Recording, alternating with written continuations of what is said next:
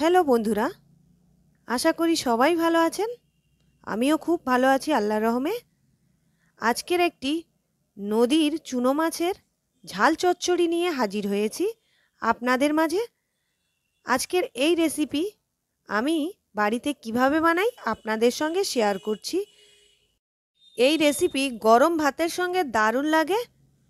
চলুন তাহলে শুরু করা যাক দেরি না করে।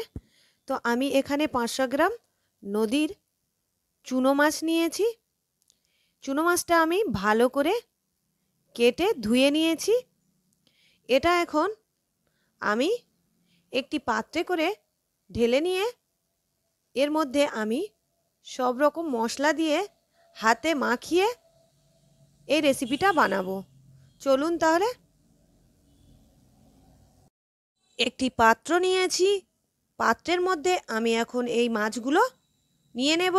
আর কিছু সবজি কেটে রেখেছি আর কিছু গুঁড়ো মশলা এর মধ্যে অ্যাড করব। এখানে পেঁয়াজ কুচি দিয়ে দিলাম, কাঁচা লঙ্কা 5-6টা দিয়ে দিলাম, একটা মিডিয়াম সাইজের টমেটো কুচি দিয়ে দিলাম, আর আলু একটি সরু সরু করে কেটে নিয়েছি এর মধ্যে দিয়ে দিলাম, আর ধনেপাতা কুচি দিয়ে দিলাম, আর এখানে এটা সর্ষে বেটে নিয়েছি এটাও দিয়ে দিলাম, আর আদা রসুনের পেস্ট দিয়ে দিলাম। এরপরে আমি এখানে স্বাদ অনুযায়ী লবণ দিলাম, আর লঙ্কার গুঁড়ো 1 চামচ, হলুদের গুঁড়ো 1 চামচ, আর এখানে দিয়ে দেব ধনের গুঁড়ো 1 চামচ, আর এখানে সরিষার তেল দিয়ে দেব। এটা এখন ভালো করে হাত দিয়ে আমি মাখিয়ে নেব। ভালো করে মাখালে এর টেস্টটা তত ভালো হবে। তো হাত দিয়ে ভালো করে আমি মশলাগুলো মাখিয়ে নিয়েছি মাছের সঙ্গে। এরপর চলে যাব উনুনে। এখানে আমি উনুন জ্বালিয়ে দিয়েছি, আর কড়ার মধ্যে আমি এখন এই মশলা মাখা মাছগুলো দিয়ে দেব।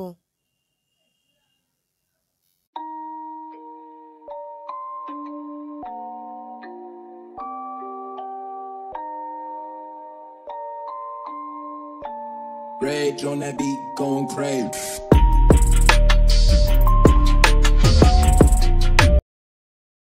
অল্প পরিমাণ এখানে আমি পানি দিয়ে দিলাম।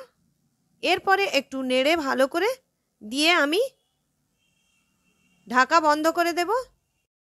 15 মিনিটের মতো রান্না করে নেব।